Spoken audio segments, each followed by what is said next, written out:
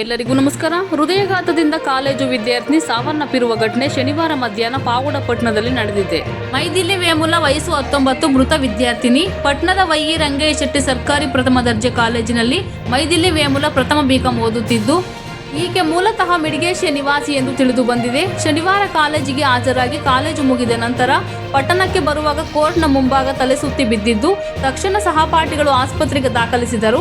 ಅಷ್ಟರ ವೇಳೆಗೆ ಆಕೆ ಮೃತಪಟ್ಟಿರುವುದು ತಿಳಿದು ಬಂದಿದೆ. ಮೈದಿಲಿ ವೇಮುಲ ತಂದೆ ವೆಂಕಟರಮಣ ಸ್ವಾಮಿ ಮೂಲತಃ ಖಾಸಗಿ ಬಸ್ ಚಾಲಕನಾಗಿ ಕಾರ್ಯನಿರ್ವಹಿಸುತ್ತಿದ್ದು, ತಾಯಿ ಲಕ್ಷ್ಮೀದೇವಿ ಸರ್ಕಾರಿ ಶಾಲೆಯಲ್ಲಿ ಶಿಕ್ಷಕಿಯಾಗಿ ಕಾರ್ಯನಿರ್ವಹಿಸುತ್ತಿದ್ದರೆಂದು ತಿಳಿದು ಬಂದಿದೆ.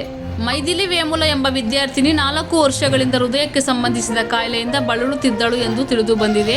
ವರದಿ ಮಾರುತಿ, MS ಮೀಡಿಯಾ. ದಯವಿಟ್ಟು ನಮ್ಮ MS ಮೀಡಿಯಾ ವಿಡಿಯೋಗಳನ್ನು ಪಬ್ಲಿಕ್ ಆ್ಯಪ್ನಲ್ಲಿ ಹಾಕಬೇಡಿ.